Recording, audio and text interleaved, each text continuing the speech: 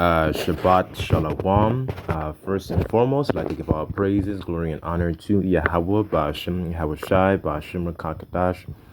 Double honors to the apostles and elders of Great Millstone for teaching us the truth, and salutations and sincere Akim and Aqua. They may listen. May the blessing of election be over your house. My name is Brother Akwai. I'm back in here with another, quick lesson, hopefully edifying. So, in the last part of this lesson,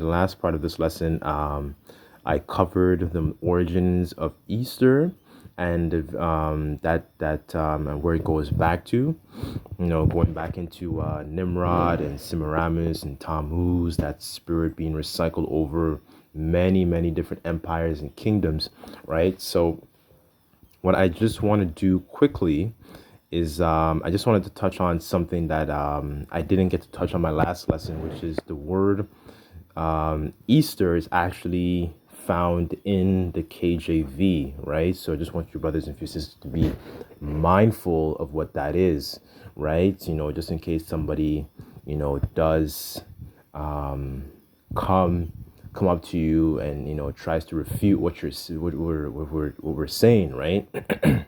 Right. So so I'm just going to grab the account real quickly. So this is the book of Acts, chapter 12, verse 4. So here it says, Peter's arrest and the apostle Peter's arrest and deliverance. So when you jump down in verse 4, right? So here it says, and when they apprehended him, he put him in prison and delivered him to 4 quaternions of soldiers to keep him, intending after Easter to bring him forth to the people. Now, a lot of our people, especially Christians, and these people who try to refute what's actually written in the Bible, to get a deeper understanding, you need to go behind the Greek and the Hebrew, right, to get more of a more richer understanding of what is actually being communicated here, right? So, okay, in my version of the BLB, as you can see here, let me just scroll up, I actually have the NLT on the other side.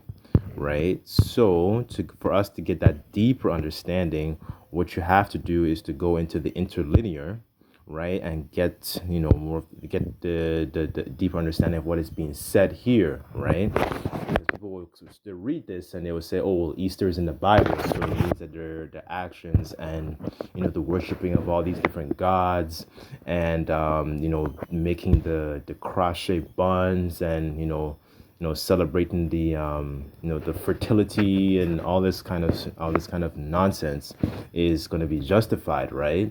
So here, so I'm just going to read it in the NLT, and it reads, then he imprisoned him, placing him under the guard of 4 squads of 4 soldiers. Herod intended to bring Peter out for public trial after Passover, right? So this is actually what it means. Now, to get further further understanding, our apostles and elders strongly advise us to go into the words, right? So here, let's click on this.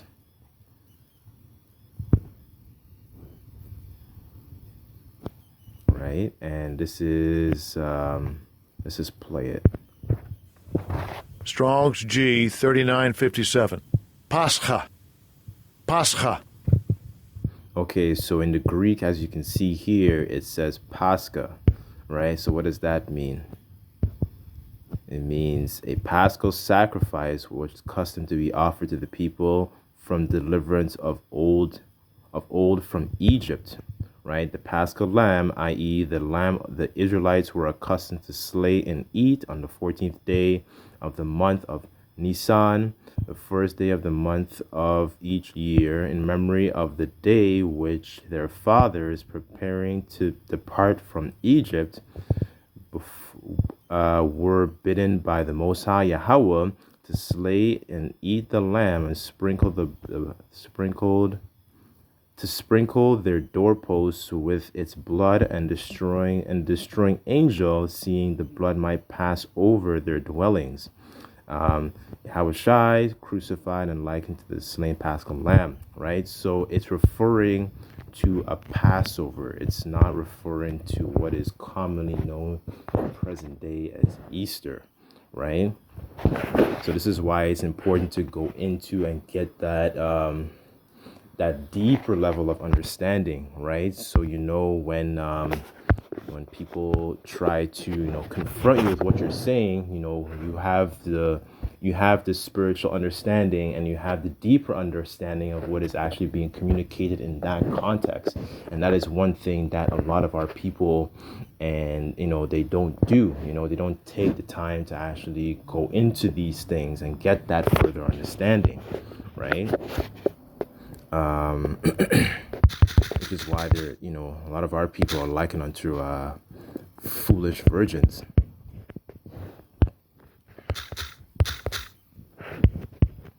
Let's hang on. I'm gonna get that last. Hang on, I think it's Matthew. Just bear with me 1 second, brothers.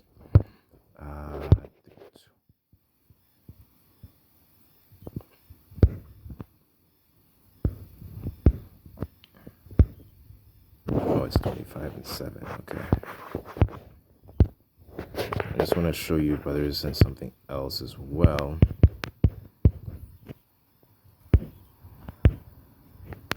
Okay, so this is Matthew 25, verse 7, and this is the parable of the 10 virgins. And it reads so in the KJV it reads, "Then the virgins arose and trimmed their lamps." Verse 8, "And the foolish said unto the wise, Give us of your oil, for our lamps are gone out." Right? So if you go into the word trimmed, just like what I was doing earlier, in the Greek, what does it say? Strong's G 2885, Cosmeo. Okay, so it says to put in order, arrange, make ready, prepare, to ornament, adorn, to embellish with honor, gain honor, right? So the reason I wanted to bring this out, because that's, it says the virgins, they trimmed their lamps, meaning they embellished it. And so what I was giving as an example, and this is why we go into the etymology, into the Greek, into the Hebrew, is you get into that practice of actually embellishing on that meal that you're serving, right? So you're adding you're making that meal more appetizing, as you're actually bringing this word out. So I'm just speaking mostly to you few brothers that are listening, right?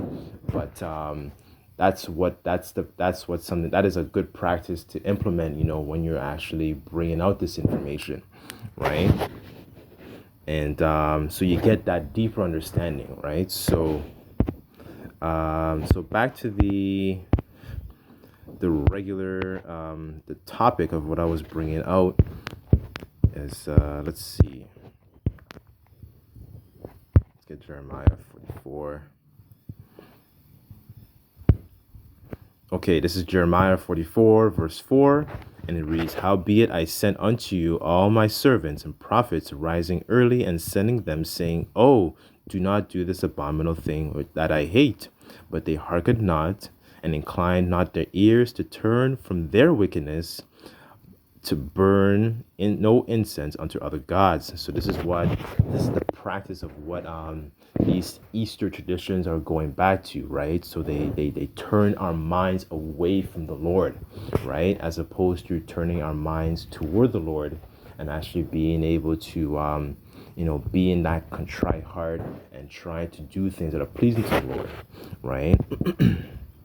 Verse 6, and it reads, wherefore my fury and my anger was poured forth and kindled in the cities of Judah and in the cities of Jerusalem, that they are wasted and desolate at this day, right? So this is one of the reasons, like I was stating earlier in my previous lesson, the part 1 to this lesson, that this is why the Lord is upset with our people and we're in the condition that we're in, because we do all these different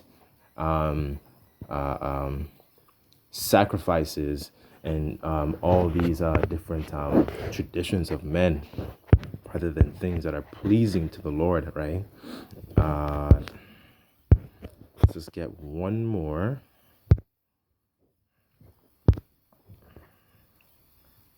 This is Wisdom of Solomon, chapter 14, verse 12, and it reads, for the devising of idols was the beginning of spiritual fornication, right? So this is what, partaking in these traditions is likened unto doing. You're fornicating, you're making all these other idols, your husband, right? And we were only betrothed to, Yahweh Shem Shai, right? And Israel, our people, were likened unto the Most High's woman, right? And an invention of them, the corruption of life. For neither were they from the beginning, neither shall they be forever. For by the vainglory of men they entered into the world, therefore they shall come shortly to an end, right? So as a matter of fact, let me just end off at verse 15. For a father afflicted with untimely mourning, when he hath made an image of his child soon taken away, now honored him as a god, which was then a dead man, and delivered to those that were under him ceremonies and sacrifices. So this is the spirit that our people are come in, thinking that they're offering some sort of sacrifice that is pleasing to the Lord, right? But that is more of a foul incense, it's a foul smell, when they behave in these ways, when they partake in these traditions, right? So anyways, I just wanted to, clear that up. I didn't want to make the last lesson too long, so the last lesson has a bit more of the history, and by all means, I would say, please, check it out. And, that covers it. So hopefully this lesson was edifying, and I just like to give all praises, glory, and honor to Yahweh, Ba'ashem Yahweh Shai, Ba'ashem Rakakadash, double honors to the apostles and elders of Great Millstone for teaching us the truth. Until next time, I say, Shalom.